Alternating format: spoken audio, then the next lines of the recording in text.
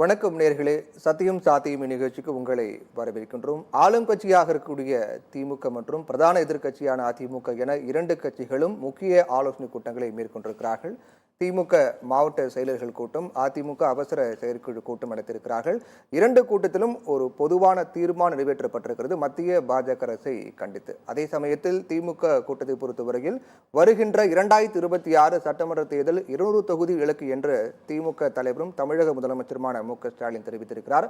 மறுபுறம் அதிமுக செயற்குழு கூட்டத்தில் அதிமுகவினர் ஒற்றுமையாக இருங்கள், ஒரு பலம் வாய்ந்த நீங்கள் எதிர்பார்க்கும் கூட்டணி அமையும் என்று எடப்பாடி பழனிசாமி குறிப்பிட்டு பேசியிருக்கிறார். அதையொட்டி இன்றைய விவாத நிகழ்ச்சியில் 2026 சட்டமன்ற தேர்தல் இலக்கு பாஜக எதிர்ப்பில் திமுக அதிமுக ஒற்றை குரலாக மாறி இருக்கிறதா என்பதை பற்றி தான் பேச இருக்கின்றோம். இதை பற்றி பேச நம்முடன் 3 சிறப்பு விருந்தினர்கள் இருக்கிறார்கள். முதலாவதாக திரு மதிவாணன் திமுக, திரு தூத்துக்குடி செல்வம் பாஜக, திரு அக்னீஸ்வரன் அரசியல் விமர்சகர். 3 பேரும் நிகழ்ச்சியில் வரவேற்கிறோம். மதிவாணன் சார், திமுக நடத்திய மாவட்ட செயலர்கள் கூட்டத்தில் 200 தொகுதிகள் நம்முடைய இலக்கு அப்படின்னு முதலமைச்சரும் திமுக தலைவருமான மு.க.ஸ்டாலின் சொல்லியிருக்காரு. 2019 நடைபெற்ற நாடாளுமன்ற தேர்தலில் ஒரு கணிசமான இடங்கள், ஒரு மிகப்பெரிய வெற்றியை திமுக பெற்றாங்க. அப்போ ஆளுங்கட்சியா இல்லை. அதற்கு பிறகு 2021ங்கிறது கிட்டத்தட்ட ஒரு திமுகவுக்கான ஒரு ஆதரவு அலைங்கிறது அதிகமாக இருந்தது. மக்கள் அதிக ஆதரவோடு திமுகவுக்கு இருக்காங்க அப்படிங்கிற மாதிரி ஓரளவுக்கு கணிக்க முடிஞ்சுது. அப்படி அதிக ஆதரவோடு இருக்கும் போதே 200 தொகுதிகளை கைப்பற்ற முடியல அப்படின்னும் போது, ஆட்சியில் இருந்த பிறகு இப்போது 2026 சட்டமன்ற தேர்தலில் 200 தொகுதிகள் அப்படிங்கிறது எதன் அடிப்படையில் சொல்றாங்க எதிர்பார்க்கலாம்? இல்லை, அதாவது இந்த 3 வருட முடிஞ்சு இது 4வது வருடத்தில் தளபதி அவர்கள் ஆட்சியில் இருக்காங்க. இது முடியும் போது 2026 சட்டமன்ற தேர்தலில் வரும்போது நீங்கள் பார்த்தீங்கன்னா தேர்தல் வாக்குறுதியில் நாங்கள் என்ன சொல்லியிருந்தோமோ அதில் பெரும்பான்மையானதை நாங்கள் நிறைவேற்றிருக்கோம். பெரும்பான்மை தான், இன்னும் ஃபுல்லாக முடியல.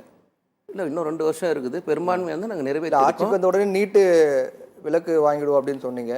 ஆட்சிக்கு வந்து 3 ஆண்டுகள் ஆகுது நீங்களே சொல்கிறீங்க. இன்ன வரைக்கும் அது நிறைவேற்றப்படலை. இப்போ இது நாடாளுமன்றத்தை பார்த்தீங்கன்னா நம்ம 40 எம்பிகளும் வந்து ராஜ்யசபாவில் வந்து கல்வியை மாநில பட்டியலில் கேட்டிருக்கோம். ஸோ கல்வி மாநில பட்டியலுக்கு வரும்போது இந்த பிரச்சனைகள்லாம் தீர்க்கப்படும். இதே நேரத்தில் சட்ட போராட்டம் உச்சநீதிமன்றத்தில் நடந்துகிட்டே இருக்கு. மாநில பட்டியல் கொண்டு வந்து நடவடிக்கை மேற்கொள்ளணும். 2 விஷயமும் இன்னைக்கு ஒரு சேர கொண்டு வரும் அப்படின்னு சொன்னாங்க. ஒரு நிமிஷம் விட்டீங்கன்னா நான் சொல்லிடுறேன், அதுக்கப்புறம் நீங்க குறுக்கிட்டா. மாதம் மின்கட்டண கணக்கீடு வந்து மாதம் கொண்டு வரும்னு சொன்னாங்க. 3 வருஷம் முடிஞ்சிச்சு. நீட்டு விலக்கு கொண்டு வரும் நாங்கள் 3 வருஷம் முடிஞ்சிருச்சு. இப்போ சொல்லாத திட்டங்களுக்குள்ள இந்த காலை சிற்றுண்டி திட்டம்லாம் நாங்கள் சொல்லலை, இது நடைமுறைப்படுத்தியிருக்கோம். அது தமிழ் புதல்வன் திட்டத்தை நாங்கள் சொல்லலை, நடைமுறைப்படுத்தியிருக்கோம். புதுமை திட்டத்தை நாங்கள் சொல்லலை, நடைமுறைப்படுத்தியிருக்கோம். இப்போ அதெல்லாம் இல்லைன்னு சொல்லிட முடியாதுல்ல. ஸோ வாக்குறுதிகள் சொன்னதும் நாங்கள் செஞ்சுருக்கோம், சொல்லாததையும் நாங்கள் செஞ்சுருக்கோன்றதை முதல்ல நம்ம உணரணும். 2வது வந்து ஒரு விஷயம் எப்படின்னா, இந்த எந்த நோக்கத்துக்காக தமிழ்நாட்டு மக்கள் திராவிட முன்னேற்ற கழகத்துடைய கூட்டணியை ஆதரிச்சாங்களோ அதோட முழுமையான நோக்கம் நிறைவேறுதுன்றது மக்களுக்கு முழுசாக தெரிஞ்சதுனால தான் நீங்கள் 2021க்கு அப்புறம் நடந்த நகர்ப்புற உள்ளாட்சி தேர்தலாக இருந்தாலும் சரி, ஈரோடு சட்டமன்ற இடைத்தேர்தலாக இருந்தாலும் சரி, இல்லை விக்கிரவாண்டி இடைத்தேர்தலாக இருந்தாலும் சரி, இல்லை நாடாளுமன்ற தேர்தலாக இருந்தாலும் சரி, எல்லாத்துலேயும் 100% வெற்றியை கொடுத்ததுக்கான காரணம் மக்களுக்கு என்ன தேவையோ அதை நாங்கள் இந்த காலகட்டங்களில் செய்திருக்கோம். ஸோ எங்களுக்கு என்ன இந்த 200ன்றது வந்து ஒரு பெரிய விஷயமா எங்களுக்கு தெரியல. ஏன்னா 1971 இதே தமிழ்நாடு சட்டமன்றத்தில் வந்து 205 தொகுதி வந்து திமுக கூட்டணி ஜெயிச்சுது. அன்னைக்கு தலைவர் கலைஞர் தான் வந்து இதுவரைக்கும் தமிழ்நாட்டு அரசியல் வரலாற்றிலேயே அதிகப்படியான தொகுதிகள் தனிப்பெரும் கட்சியாக திமுக ஜெயிச்சது. கூட்டணியோட 205 தொகுதி ஜெயிச்சது. ஸோ எங்களுக்குன்னு ஒரு ட்ராக் ரிப்போர்ட், நாங்கள் ஆட்சியில் இருக்கோம், ஆட்சியில் இருக்கும்போது மக்களுக்கு தேவையான திட்டங்கள் ஒவ்வொன்றுத்தையும் நாங்கள் நடைமுறைப்படுத்துகிறோம். ஸோ நடைமுறைப்படுத்தும் போது அதனால் மக்கள் எங்கள் மேலே வச்சிருந்த நம்பிக்கை வந்து அதிகமாக இருக்குது. அதோட வெளிப்பாடை தான் கடைசியாக நடந்த நாடாளுமன்ற தேர்தலில் 100% வெற்றி. நீங்கள் தொடர்ச்சியாக எடப்பாடி பழனிசாமி வந்து 10 தோல்வி கொடுத்துருக்காரு, ஆனால் நாங்கள் 10ல் வெற்றி பெற்றிருக்கோம். ஸோ எங்களுக்கான சாதனைகள் இருக்குல்ல, நீங்கள் விடியல் பயணம் திட்டமாக இருக்கட்டும், கலைஞர் உரிமை தொகை திட்டமாக இருக்கட்டும், அதே மாதிரி இல்லம் தேடி கல்வியாக இருக்கட்டும், இல்லை நான் முதல்வன் திட்டமாக இருக்கட்டும், இல்லைன்னா வந்து காலை சிற்றுண்டி திட்டமாக இருக்கட்டும். இப்போ இந்த காலை சிற்றுண்டி திட்டம்லாம் பார்த்தீங்கன்னா இங்கிலாந்து நாடாளுமன்ற தேர்தலையே பிரதிபலிக்கிற அளவுக்கு இருக்குது. கனடா நாடாளுமன்ற தேர்தலில் இந்த திட்டத்தை கொண்டு வரதுக்கு அந்த நாட்டுடைய கட்சிகள் வந்து ஃபாலோ செய்கிறாங்க.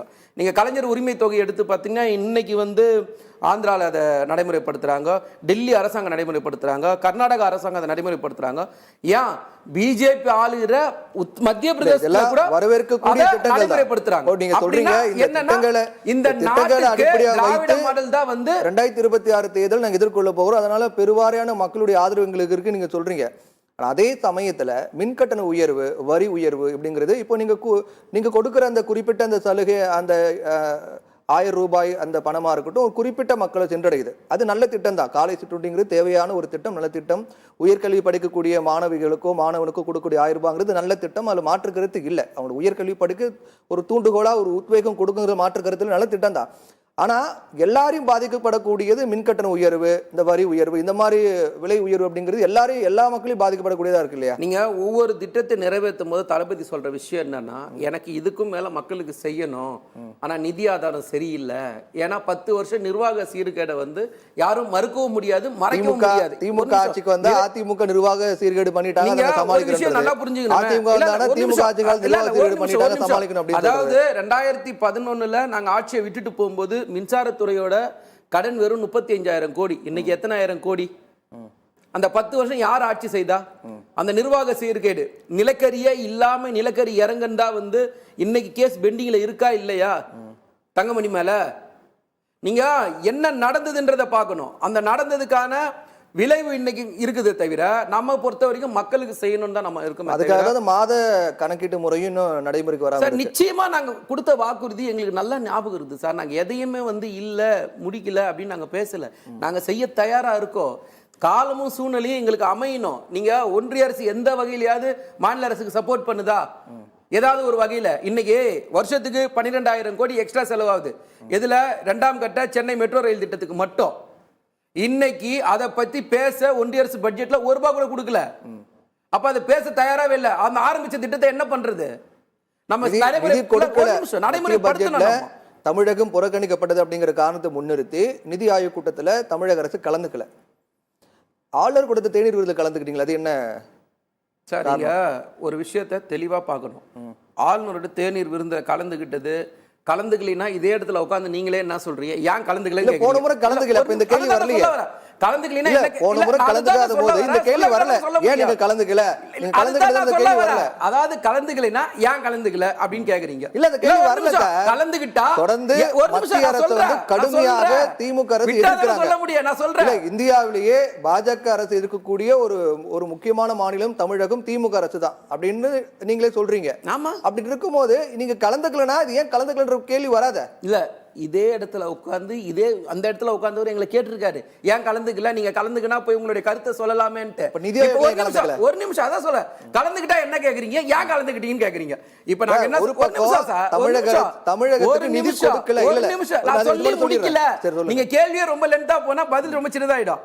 ஆனால் நீங்க கேள்வி கேட்டதுக்கு நான் பதில் சொல்லிடுறேன். அதாவது என்னைக்குமே சார் உரிமைக்கு குரல் கொடுப்போம், உறவுக்கு கை கொடுப்போம்ன்றது தான் திமுகவுடைய. அப்ப பாஜக உறவு இருக்கு சார்.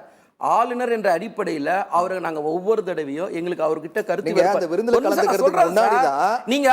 நீங்க சொல்லவே விடலைன்னா கருத்து போய் சேராது. கருத்து போய் சேரணுமா வேணாவா? நீங்க உறவுக்கு கை கொடுப்போம், உரிமைக்கு குரல் கொடுப்போம். ஆளுநர்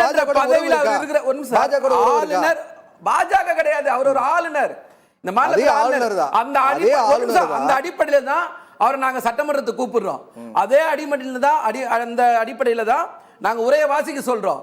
ஆனா உரையை தப்பா வாசிக்கிற இடத்துல அதே இடத்துல நாங்க கண்டிச்சிருக்கோம். நாங்க மத்தவங்கள மாதிரி விட்டு கொடுத்துட்டு வேடிக்கை பார்க்கல.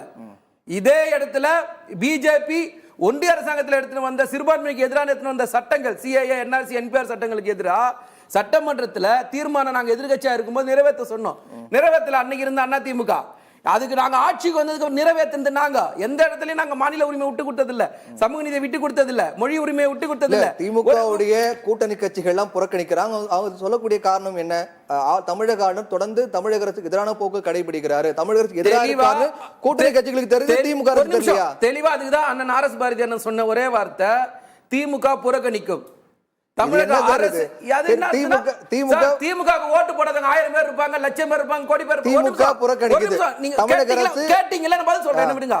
அதாவது திமுகவுக்கு ஓட்டு போடாத 1000 பேர் இருப்பாங்க, லட்சம் பேர் இருப்பாங்க. ஆனா தமிழ்நாட்டுடைய முதலமைச்சர் ஓட்டு போடாதவங்களுக்கு முதலமைச்சர், அவங்களுக்கும் சேர்ந்து தான் நிர்வாகம் பண்ணணும். அந்த அடிப்படையில் ஒரு தான் அவங்க போய் அரசு ஒரு அரசு ரீதியா அதுல கலந்துக்கிறோம் அப்படின்னா முதலமைச்சர் போறாரு, தமிழ்நாடு முக்கியமான அரசு தானே 7 அமைச்சர்கள் சொல்றா, வேற எப்படி சொல்றா? போறாங்க. தமிழக அரசு திமுகல கலந்துக்க திரு மு.க. ஸ்டாலின் தவிர்த்து ஒரு பெரிய ஆள் யாருமே கிடையாது, அவரே போறாரு. அப்புறம் என்ன சார் ஒரு அரசு ரீதியா போறா ஒரு ஃபார்மாலிட்டியா பண்ணிருக்கலாம். தமிழக அரசுன்றது அப்ப முதலமைச்சர் தானே சார் தமிழக அரசு. ஒரு அமைச்சர் அனுப்பி வச்சிருக்கலாமா சார்? நீங்க தமிழக அரசுல முதலமைச்சர் இல்லாம தமிழக அரசுன்றீங்க. அமைச்சர் அனுப்ப கூடாதா? இல்ல, ஒரு ஏன் அவர் ஃபார்மாலிட்டிக்காக போறதுல என்ன பிரச்சனை?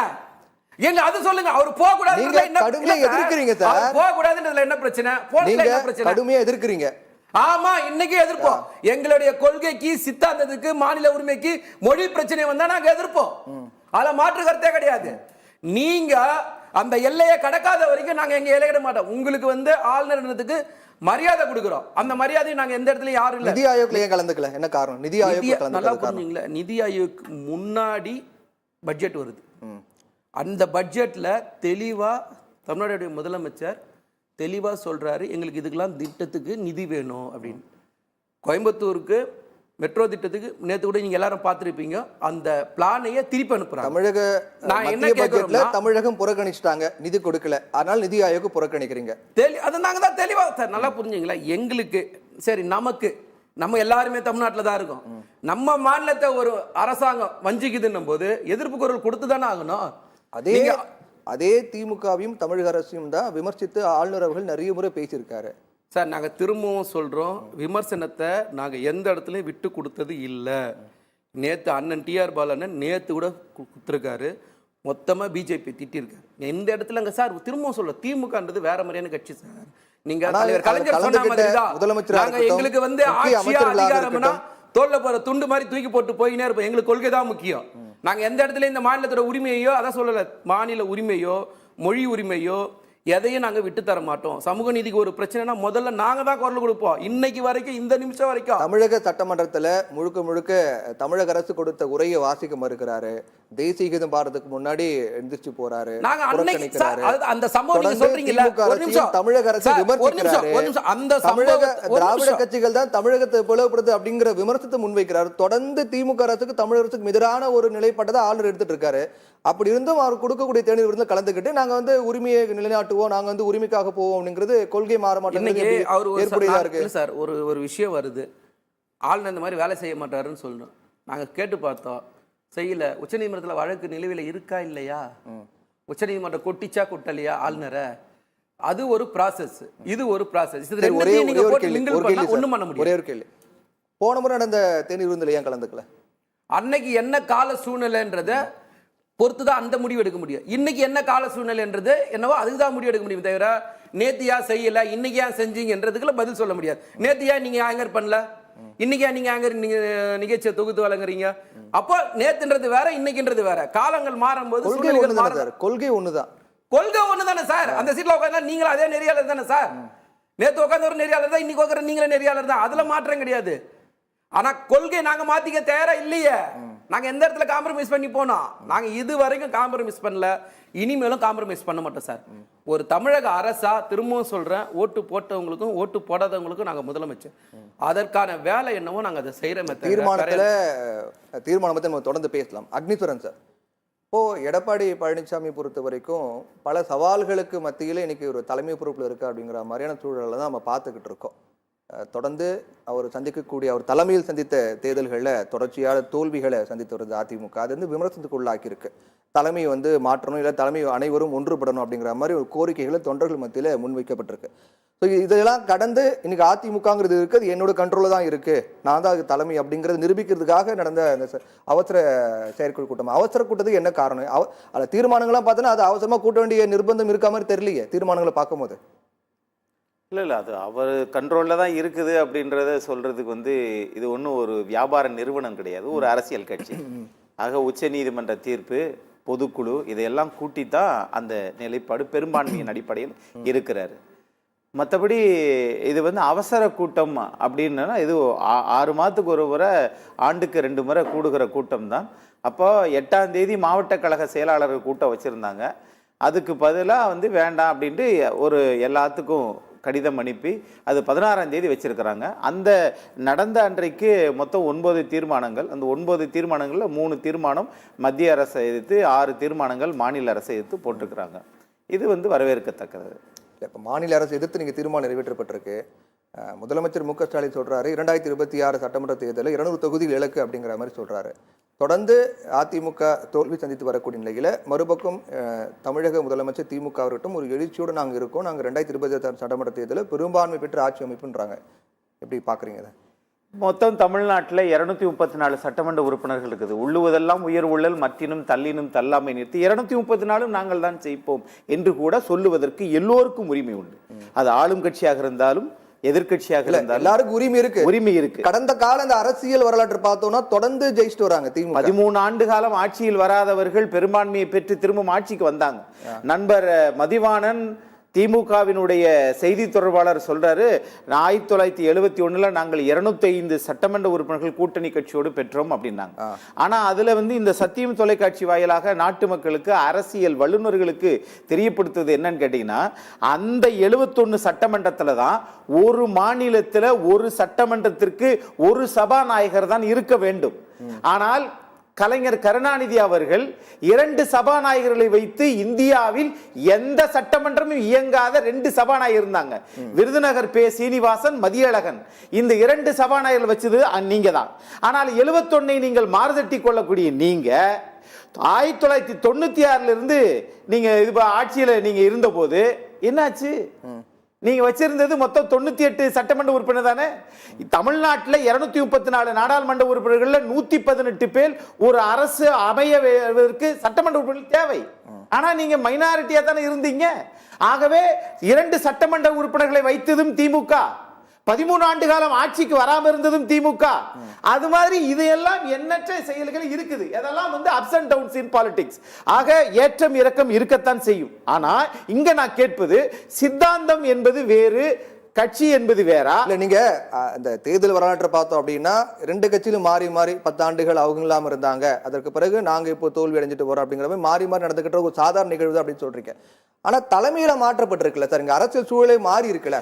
எடப்பாடி பழனிசாமி தலைமை பொறுப்பேற்ற பிறகு நடக்கக்கூடிய ஒரு தேர்தலில் கூட வெற்றி பெறலுங்கிற போது விமர்சனத்துக்கு உள்ளாகுது. நீங்க சாதாரணமா இருக்கிற தலைமையோ அல்லது இருக்கிற கட்டமைப்பு இருந்துச்சு அப்படின்னா தோல்வி அடைஞ்சாலும் அது எதுவும் கேள்விக்குரிய வராது, விமர்சனத்துக்கு உள்ளாகாது. தலைமையில மாற்றப்பட்டு இப்போ தன்னுடைய தலைமையை தக்க வைக்கணும், நம்ம நிரூபிக்கணும் அப்படிங்கிற கட்டாயம் ஏற்படும் போதுதான் தொடர் தோல்விகள் வருது. அப்பதான் விமர்சனத்துக்கு உள்ளாகுது. அப்ப இது கடந்த கால அரசியல் வரலாற்றை எப்படி ஒப்பிட்டு பார்க்க முடியும்? அது அப்படி கிடையாது. எல்லாரும் ஒரு தவறாக வந்து மக்கள் பேசுறாங்க அல்லது அரசியல் கட்சிகள் பேசுகிறது அப்படின்னா, பிரவீன் சார் பொதுச் செயலாளர் எடப்பாடி பழனிசாமி வந்ததுக்கு பிறகு 2 தேர்தலை சந்தித்திருக்கிறார். அதுக்கு முன்னாடி ஒருங்கிணைப்பாளராக இருந்தவர். அதுக்காக வேற கட்சின்லாம் நான் சொல்ல வரல, அதற்கும் பொறுப்பு தான். ஆனால் 7 தேர்தலில் இருந்தது ஒருங்கிணைப்பாளர். சட்டமன்றத்தில் 2 பேரும் ஒன்றா இருக்கிற போதே நீங்க மதுரையில ஏறத்தாழ பல சட்டமன்ற உறுப்பினர்கள் அவர்களால் வெற்றி பெற முடியவில்லை. ஆனா ஒருங்கிணைப்பாளர் பதவி எனக்குத்தான் வேண்டும் என்று கேட்டவர்களும் உண்டு. இப்ப நீங்க சொன்னது நான் ஏற்றுக்கொள்கிறேன். ஆனால் 75 சட்டமன்ற உறுப்பினர்களோடு தமிழ்நாட்டில் ஆட்சி அமைத்திருக்கிறது. 10 ஆண்டு கால ஆட்சிக்கு பிறகு இன்னைக்கு திமுக ஆட்சி அமைக்க 75 சட்டமன்ற உறுப்பினர்கள் கூட்டணி கட்சியோட. அதுல 4 பேர் வெளியே போயிருக்கிறாங்க, மீதி உள்ளவங்க அண்ணா திமுக ரெட்டலை சின்னத்தில் இருக்கிறாங்க. இப்ப நான் கேட்பது, நண்பர் மதிவாணன் அவர்கள் சொல்லுவது, நாங்க வந்து இல்ல கட்சி கலந்துக்கிறல ஆட்சி கலந்திருக்குதுன்றாங்கல்ல. தருமபுரம் ஆதீனத்திற்கு இன்றைய ஆளுநர் போனாங்களே, அங்க கருப்பு கொடி வீசுறாங்களே, அது கட்சியா ஆட்சியா? அப்படின்னா கூட்டணி கட்சியா அப்படின்ற தெளிவுபடுத்தணும். என்ன நடவடிக்கை இது? ஒண்ணு மொத்தமா பதில் சொல்லுங்க. இது 2வது, இப்ப இவர் சொல்றாருல பாஜகவை இவர்கள் இது பண்ண மாட்டேங்கிறாங்க அப்படின்றாங்கல்ல. பாஜக மாநில நலனில் பணத்தை ஒதுக்குறதுல அக்கறை இல்லை. காங்கிரஸும் அப்படித்தான், பாஜகவும் அப்படித்தான்ற நிலைப்பாட்டில் திரு எடப்பாடி பழனிசாமி அவர்கள் தெளிவா 2-3 தடவை சொல்லியிருக்கிறாரு. இந்த இதுலயும் சொல்லியிருக்கிறாரு. ஆனா இங்க என்ன நடக்குதுன்னா, 15% தங்கத்துல இருந்ததை 6% குறைக்க தெரிந்த மத்திய அரசாங்கம், ஆனால் மாதாந்தரம் இந்த பிரீமியம் இன்சூரன்ஸ்ல பிரீமியம் கட்டுறது போது அதுல 18% வச்சிருக்கிறாங்க. இத குறைங்க அப்படின்னு இருக்கிறாங்க. அதே மாதிரி வயநாடு அதை பேரிடரா அறிவிங்க. ஏன்னா அவங்களுக்கு பாரதிய ஜனதா அரசாங்கத்தை பொறுத்தளவில் இந்தியாவில் எல்லாம் சாதாரண இதுதான், எதுவும் பேரிடர்லாம் ஒண்ணும் கிடையாதுன்னு வச்சுக்கோங்களேன். ஏன்னா நம்ம தமிழ்நாட்டில் ஏற்பட்டது இல்ல சார், தமிழ்நாட்டுல சென்னையில் தூத்துக்குடியில மழை வெள்ளம் அதைத்தான் சொல்றேன். நீங்க தமிழ்நாட்டில் நடந்தப்பயே அவங்க வந்து பேரிடர்னு அறிவிக்க முடியாது அப்ப நீங்க அந்த கோரிக்கை வைக்கலையே. அதைத்தான் ஆட்சி யாருடைய ஆட்சி? சரி, கோரிக்கை வைக்கல. தமிழ்நாட்டுடைய முதலமைச்சர் அன்றைக்கு எங்க இருந்தார்? தூத்துக்குடியில தமிழ்நாட்டினுடைய இன்றைய எதிர்க்கட்சி தலைவர் எடப்பாடி பழனிசாமி தூத்துக்குடியில நின்றாரு. ஆனால் தமிழ்நாட்டினுடைய முதலமைச்சர் இந்தியா கூட்டணிக்காக டெல்லியில நின்றிருந்தார். அப்ப இது தெரிகிறதா மக்கள் யார் மீது இருக்கிறாங்கன்னு சொல்லி. இன்னொரு விஷயம், இவங்க சொல்றாங்க சித்தாந்தத்தை பத்தி பேசுறாரு நம்மளுடைய ஆளுநர், சொல்றாரு சித்தாந்தம் வந்து திராவிட சித்தாந்தம் வந்து துண்டாட நினைக்கிறது, பிரிவினையை தூண்டுகிறது அப்படிலாம் சொல்றாரு. ஆனால் தமிழ்நாட்டினுடைய ஆளுநர் அவர்கள் அப்படி சொன்னாலும் அது துண்டாட நினைக்கிறது திராவிட சித்தாந்தம் இருக்கட்டும், வாங்க நம்ம டீ எடுத்து கொண்டாடுவோம் அப்படின்னு சொல்லி அதிமுக சேர்த்து தான் சொல்றாரு சார். அதிமுக சேர்த்து தான் சொல்றாரு. முன்னாள் அமைச்சர்கள் கலந்துக்கிட்டாங்க. அதைத்தான் இப்ப சொல்ல வரேன். இப்போ சார் அது வந்து ஒரு சம்பிரதாயத்தின் அடிப்படையில் இருக்கிறது. ஆனா நான் இப்ப கேட்கிறேன், திராவிடம் முன்னாள் அமைச்சர் கலந்துக்கிட்டாலும் சம்பிரதாயம், தமிழக முதலமைச்சர் அரசு சார்பா கலந்துக்கிட்டா அது வந்து உள்நோக்கமா? அதே இது போன வருஷம் என் கலந்துக்கல கேள்வி கேட்டீங்க, அதுக்கு நம்ம நண்பர் பதில் சொல்ல, அது இருக்கட்டும். இப்ப நான் கேட்கிறது, திராவிடம் என்பது எல்லோரையும் அரவணைத்து எல்லோருக்கும் கல்வி கொடுத்து எல்லோருக்கும் அவங்கவுங்க ஊர் தெய்வங்களை சமமாக போய் கும்பிடுங்க என்று சொன்னதுதான் திராவிடம். ஆனால் திராவிடம் இதுக்கு மாறாக ஆரியம் என்பது சமணர்களை, சமண மதத்தை கழுவேற்றி கொண்டது ஆரியம், சம்புகனை கொண்டது ஆரியம். ஆகவே திராவிடம் என்பது எல்லோருக்குமானது. எல்லாரும் படிங்க, எல்லாரும் இது பண்ணுங்க சார். இன்னைக்கு திமுகவில் சில திட்டங்கள் பாராட்டணும். என்ன திட்டங்கள்? பெண்கள் இலவச போக்குவரத்து பயணம், காலை சிற்றுண்டி. இந்த காலை சிற்றுண்டியை திரு எடப்பாடி பழனிசாமி அவர்கள் முதலமைச்சராக இருக்கும்போது ஆரம்பித்து வைக்கப்பட்டது. ஆட்சி போனதனால் இது இன்றைய முதலமைச்சர் தொடர்ந்து வைக்கிறார், அது வேறு விஷயம். ஆனால் இவை இரண்டை தவிர நீங்க இப்ப செஞ்சிருக்கிறது, நீங்க பாரதிய ஜனதாவை அதிமுக ஆதரிக்குதுன்னு சொல்லிட்டு இருக்கீங்க. அது வந்து ஒரு மாய வலையை இவர்களாக விரிக்கிறார்கள். ஆனால் எதிர்க்கிறேன் என்று சொல்லிட்டு கடலுக்குள் பேனா சிலை வைப்பதற்கு மத்திய அரசாங்கம் அனுமதி கொடுத்துருச்சு. நாணயத்தை வெளியிடுறதுக்குள்ள திரு ராஜ்நாத் சிங் வராரு, ராணுவத்துறை அமைச்சர் வருகிறாரு. கேலோ இந்தியாவுக்கு நேரடியாக சிங்கப்பூர்ல இருந்து போனவர் பிரதமர் வருகிறார். பாஜகவோட திமுக ஒன்றுன்னு சொல்றீங்க. வெளியில பேசுவது வாக்குக்காக. மத்திய பட்ஜெட்ல தமிழக அரசுக்கு நிதி கொடுக்கல, அதை எதிர்த்து தீர்மானம் நீங்க நிறைவேற்றப்பட்டிருக்கு அதிமுகவிலே. அப்போ ரெண்டு பேரும் ஒண்ணுனா ஏன் அப்போ பட்ஜெட்ல நிதி ஒதுக்கல? அரசு நீங்க தானே. 40 நாடாளுமன்ற உறுப்பினர் அதிமுகவுக்கு இருக்கா, திமுகவுக்கு இருக்கா? அதுதான் நீங்க வந்து பாஜக திமுகவும் ஒன்று தான் சொல்றீங்க, உறவு இருக்குன்னு சொல்றீங்க. அப்ப பட்ஜெட்ல ஏன் தமிழகம் புறக்கணிக்கப்பட்டது? உறவுனா கொடுத்துருக்கலாமே, நம்மால தானே அப்படின்னு. கரெக்ட். 22 நாள் நாடாளுமன்றத்தை காவிரி பிரச்சனைக்காக அதிமுக நாடாளுமன்ற உறுப்பினர்கள் இந்தியாவிலே பெரிய 3வது கட்சியாக இருந்தது. அன்றைக்கு 58 நாடாளுமன்ற உறுப்பினர் தாங்க முடக்குனாங்க சார். அரசிதழில் வெளியிட வேண்டும் என்று முடக்குனாங்க. 2007 போட்ட காவிரி நதிநீர் ஆணையத்தினுடைய தீர்ப்பு. ஆனா இங்க அந்த மாதிரி நீங்க செய்ய வேணாம். ஆனா எங்களுக்கு தேவையான நிதிகளை கொண்டு வந்து தாருங்கள் என்று 17 வருஷம் மத்திய அரசில் ஆட்சியில் பங்கெடுத்த நீங்க, உங்களுக்கு இப்பதான் கண்கட்ட பிறகு சூரிய நமஸ்காரம் கல்விய மாநில பட்டியல் கொண்டு வரணும்னு தெரியுதா? நீங்கள் இருக்கிற போது தொடர்ந்து கடந்த மத்திய பட்ஜெட்டா இருக்கட்டும், அதுக்கு முந்தைய மத்திய பட்ஜெட்டா இருக்கட்டும், தொடர்ந்து தமிழகம் புறக்கணிக்கப்பட்டு வருதுங்கிற ஒரு குற்றச்சாட்டு தொடர்ந்து இருக்கு. அப்போ நீங்க அதிமுக எதிர்ப்பு தெரிவிக்கல, அப்போ நீங்க தீர்மானம் நிறைவேற்றல, இப்போ எதுக்கு தீர்மானம் நிறைவேற்றீங்க? இப்ப மட்டும் தான் நிதி கொடுக்கலையா? தமிழகம் புறக்கணிக்கப்படுது எல்லாரும் சொல்ற பார்வை நீங்க சொல்றீங்க. பாரதிய ஜனதா அல்லாத மாநிலங்களை இந்திய அரசாங்கம் வேண்டும் என்று புறக்கணிக்கிறது. அது ஏன் தெரியுமா? அதுவும் குறிப்பா தமிழ்நாடு. இந்த முறை மட்டும் தானா, இந்த பட்ஜெட்ல மட்டும் தானா? இதுக்கு முந்தைய பட்ஜெட்ல அப்படியே தொடர்ந்து அப்ப தீர்மானம் நிறைவேற்றலையே. அப்ப 39 நாடாளுமன்ற உறுப்பினர் எதுவும் கேட்கலையே. நான் கேட்கிறேன், நீங்க நீட்டு விலக்கு நாங்கள் வந்தால் கொண்டு வருவோம், எல்லா பிரச்சனையும் சொல்லித்தானே நீங்க ஆட்சிக்கு வந்தீங்க. ஆனால் நீங்கள் வந்ததற்கு பிறகு வாக்கு வங்கிகளாகத்தான் மக்களை வேட்டையாடுவதற்கு நீங்கள் ஜனநாயக நாட்டில் அப்படித்தான் நடத்திட்டு இருக்கீங்க ஒழிய கூட்டணியில் வெற்றி பெற்றிருக்கிறார்கள்.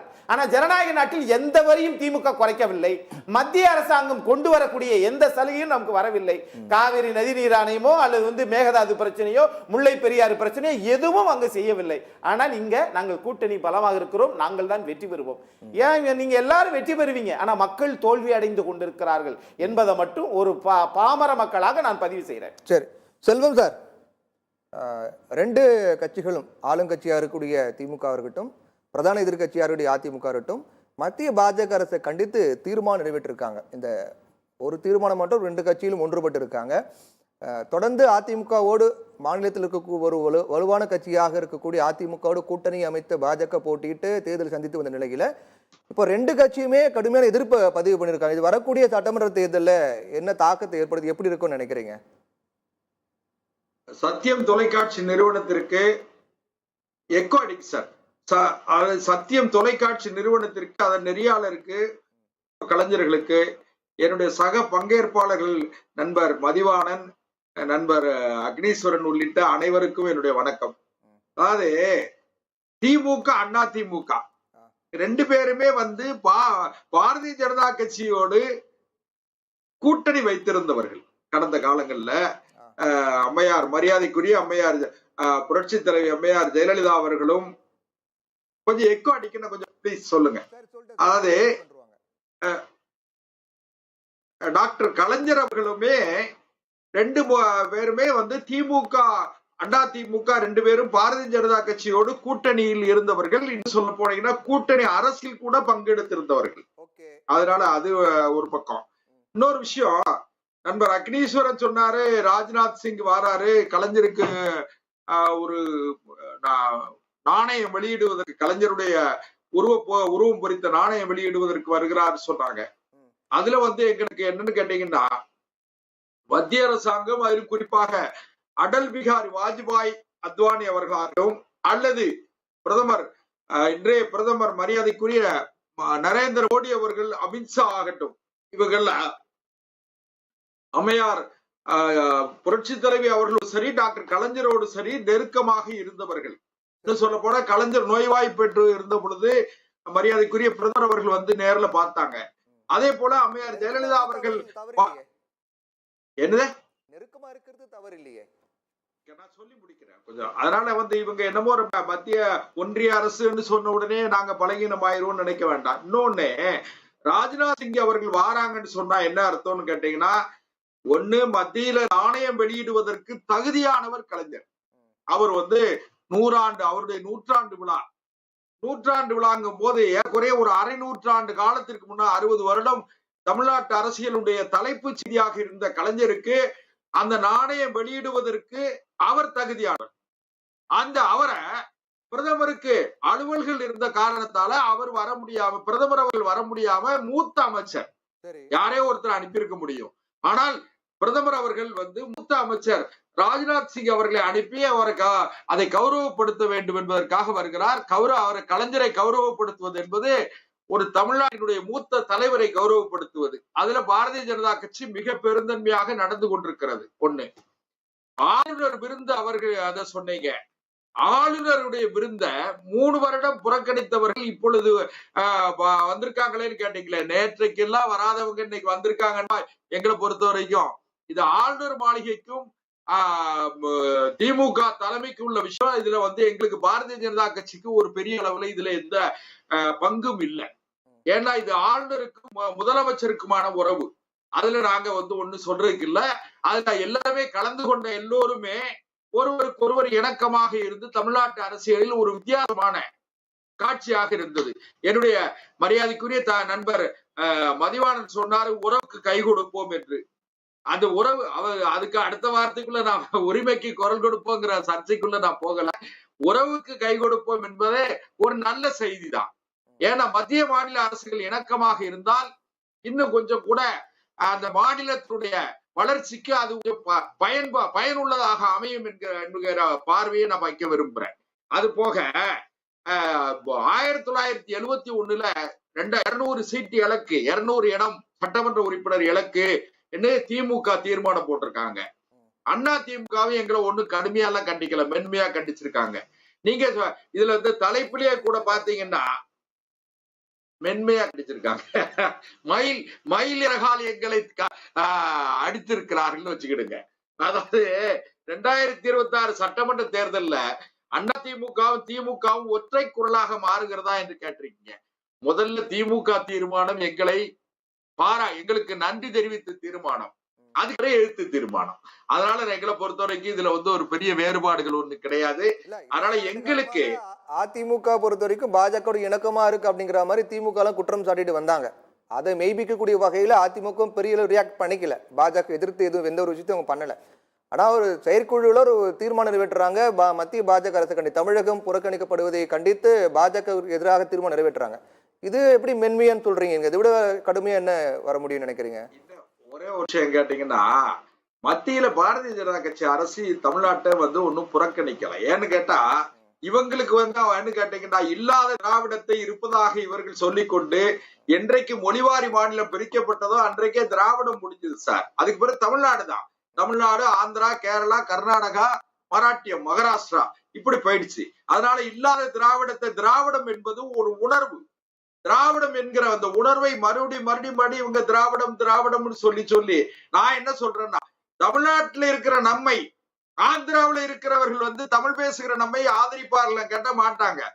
சரி, அங்க கேரளால போய் மலையாளம் பேசுகிறவர்கள் இடத்துல போய் நாம தமிழை பேசி ஜெயிக்க முடியாது. அதனால இதெல்லாம் சும்மா இல்லாத ஒன்றை இருப்பதாக கட்டமைத்துக் கொண்டு இவர்களாகவே ஒரு புதுசா இதை உருவாக்கிக்கிட்டு திராவிடம் கிடக்காங்க. அதெல்லாம் அதை நாம விட்டுருவோம். இப்ப 2026 தேர்தல்னு சொன்னீங்கன்னா, 2026 தேர்தல் கொஞ்சம் விசித்திரமாக இருக்கும். ஏன்னு கேட்டீங்கன்னா, அரசியல் என்பதே ஒரு நாள் நிகழ்வு, ஒரே ஒரு நாள் இரவு என்பது நீண்ட தூரம். 1900 நண்பர் மதிவாணன் சொன்னாரு 1971 சொன்னாரு. 1971 அவர் சொன்னதுனால நான் சொல்றேன். 1971 1969 காங்கிரஸ் கட்சி சிண்டிகேட் என்று பெரிய பழைய காங்கிரஸ், ஸ்தாபன காங்கிரஸ் என்றும் இந்திரா காங்கிரஸ் என்றும் பிளவுபட்டது. அப்ப பிளவுபட்ட பொழுது அன்றைக்கு 1972 வரை ஆட்சி அதிகாரத்தில் இருக்கிற அந்த உரிமை இருந்தும் கூட, நாட்கள் இருந்தும் கூட, கலைஞர் அவர்கள் அம்மையார் இந்திரா காந்தி அவர்களோடு இணக்கமாக போய் என்ன செஞ்சாங்க, ஒரு வருடத்திற்கு முன்பே நாடாளுமன்ற தேர்தலோடு சட்டமன்ற தேர்தலையும் சேர்த்து வச்சாங்க. அதுல ஒரு முக்கியமான விஷயம் என்ன கேட்டீங்கன்னா, நாடாளுமன்றத்துக்கு 10 இடம் காங்கிரஸ் கட்சி கொடுத்தாங்க. திமுக அப்ப 25 இடம் நாடாளுமன்றத்துக்கு ஜெயிச்சாங்க.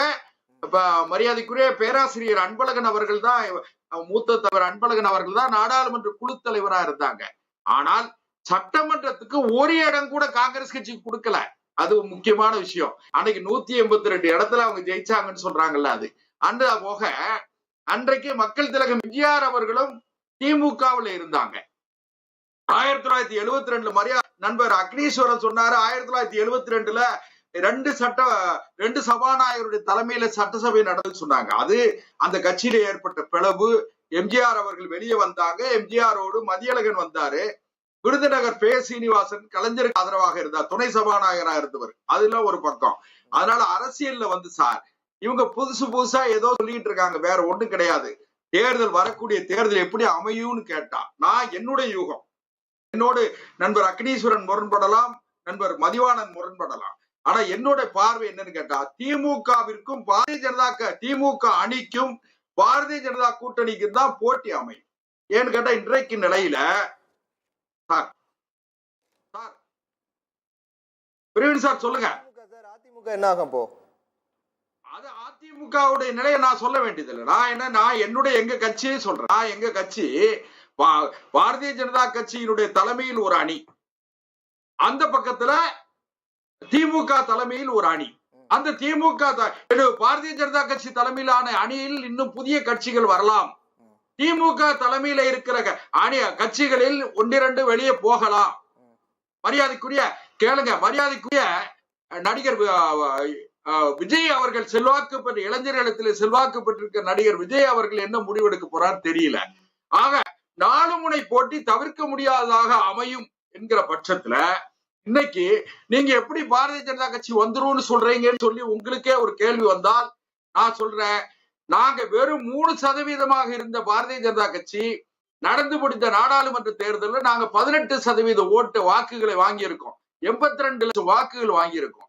இன்னும் ஒருவேளை ஒரு 50 லட்சம் வாக்குகள் வாங்கினா எங்களுடைய நிலை, எங்களுடைய நாடாளுமன்ற உறுப்பினர் எண்ணிக்கையோ அல்லது சட்டமன்ற உறுப்பினர் எண்ணிக்கையோ மாறுபடும் அரசியல். அதனால வரக்கூடிய 2026 தேர்தல் பாரதிய ஜனதா கட்சிக்கு மிக பிரகாசமான தேர்தலா இருக்கும். அதனால நான் இப்போ விமர்சனம் பண்ணிக்கிட்டு திமுக ஏன் ஆளுநர் மாளிகை விருந்துக்கு வந்தாங்க, ஏன் ராஜ்நாத் சிங் வராங்க, இதெல்லாம் அவசியம் இல்லாத கேள்வி. அதனால நான் என்ன சொல்றேன்னா, திமுக தலைவர் டாக்டர் தொடர்ந்து சார் இப்ப தமிழகத்துல பாஜக பொறுத்த வரைக்கும் தமிழகத்தை புறக்கணிக்கிறாங்கிற குற்றச்சாட்டு பரவலா மக்கள் மத்தியில பேசப்படுது அப்படின்னு சொல்லப்படுது. ஏன்னா 2024 நாடாளுமன்ற தேர்தலுக்காக பல முறை தமிழகம் வந்த பிரதமர் நரேந்திர மோடியா இருக்கட்டும், பல முக்கியமான அமைச்சர்களாக இருக்கட்டும், அதற்கு பிறகு அவங்களுடைய நிலைப்பாடுங்கிறது டோட்டலா மாறி இருக்கு. தமிழ்நாட்டுக்கு வந்து தமிழகத்தை பத்தி பெருமையும் பேசுறாங்க, மற்ற மாநிலங்களுக்கு போயிட்டு தமிழகத்தை பத்தியும் தமிழர்களை பத்தியும் தரைக்குறையா பேசுறாங்க அப்படிங்கிற விமர்சனம் முன்வைக்கப்படுது. அதே போன்று மழை வெள்ளம் ஏற்பட்ட போது மத்திய அமைச்சர்கள்லாம் வந்து நேரடி பார்த்துட்டு போனாங்க. அதற்கு பிறகு ₹1 கூட அதுக்காக ஒதுக்கப்படல. மெட்ரோ 2ஆம் கட்ட பணிகளுக்கு ஒதுக்கப்படல. தமிழ்நாடுங்கிற பேரே இல்ல. ஒட்டுமொத்தமாக பாஜகவுக்கு மக்கள் வாக்களிக்காத காரணத்தால் பாஜக தமிழகத்தை புறக்கணித்து விட்டது அப்படின்னு தானே இங்க சொல்லப்படுது. அதுல கொஞ்சம் அனுமதிங்க. அதாவது நான் தான் அதுதான் சொன்னேன், பாரதிய ஜனதா கட்சியை மக்கள் புறக்கணிக்கவில்லை. எங்களை வெறும் 3% இருந்த எங்களை 18% உயர்த்தி இருக்கிறார்கள். எங்களுக்கு 18%, 82 லட்சம், கிட்டத்தட்ட 1 கோடி மக்கள் எங்களை 1 கோடி மக்களை 1 கோடி மக்களுக்கு நெருக்கமான வாக்காளர்கள் எங்களை ஆதரிச்சிருக்காங்க. மனசுல வச்சுக்கிட்டுங்க, நாங்க 2026 ஆட்சி அதிகாரத்தை நோக்கி எங்களுடைய இலக்கு, அதாவது அம்பின் நுனியும் பறவையின் கழுத்தும் என்று சொல்லுவார்கள். அதாவது அம்பின் நுனியும் பறவையின் கழுத்தும். நாங்க எங்களுக்கு இலக்கு 2026 வெற்றி தான் எங்களுடைய இலக்கு. அதனால நாங்க அதை நோக்கி பயணப்படுறோம். அதே நேரத்துல எதுக்கு எடுத்தாலும் நாங்க ஆளுங்கட்சி, மாநில ஆளுங்கட்சியோடயோ அல்லது அதிமுகவுடைய சண்டை போட்டுக்கிட்டு இருக்கணும்னு அவசியம் இல்லை. நாங்கள் தேவையான நேரத்தை அவருக்கு கை கொடுப்போம் என்று சொன்னார். நாங்களும் என்ன கேட்டு, மாற்றான் தோட்டத்து மல்லிகைக்கு மனம் உண்டு என்று நாங்களும் எங்களுக்கு, அதாவது மூத்த தலைவர்களை மதிப்பது, ஏன்னா 18வது நாடாளுமன்றம் அமைந்து 2 மாசம் தான் ஆகுது.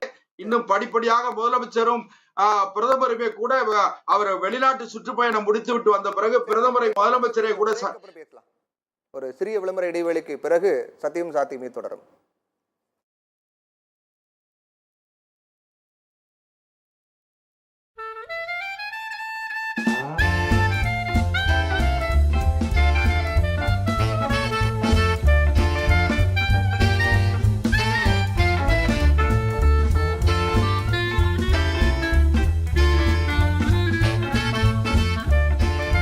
The school was designed by a parent. Olive Tree Global School CBSE. Admissions open.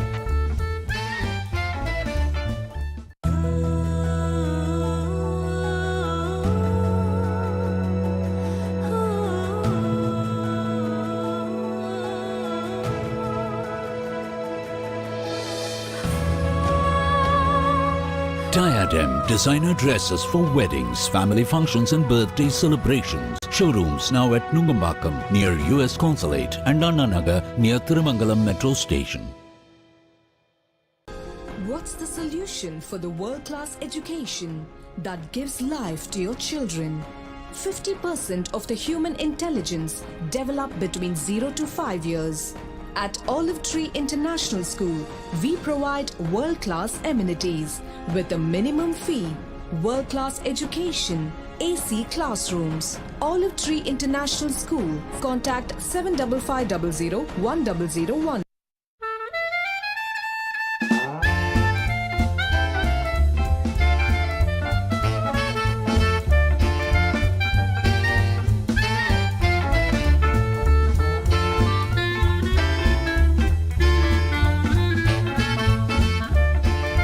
The school was designed by a parent.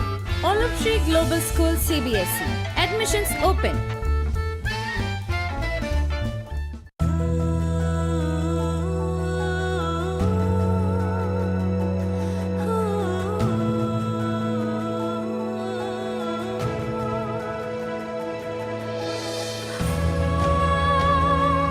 Diadem designer dresses for weddings, family functions and birthday celebrations. Showrooms now at Nungambakkam near US Consulate and Anna Nagar near Thirumangalam Metro Station. What's the solution for the world-class...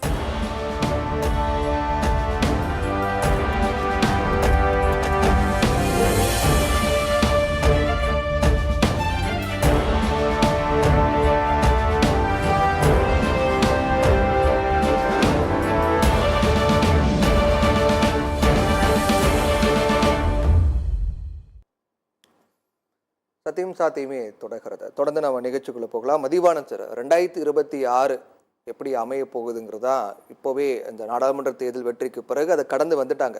AIADMK இருக்கட்டும், திமுக இருக்கட்டும், கடந்து வந்து அடுத்த இலக்கை நோக்கி நகர்ந்துகிட்டு இருக்காங்க. இப்போ நடிகர் விஜய் அரசியலுக்கு வர்றதுக்கான பணிகள்லாம் போயிட்டு இருக்கு. புது பிளேயராக அவர் உள்ள என்ட்ரு ஆகிறார்.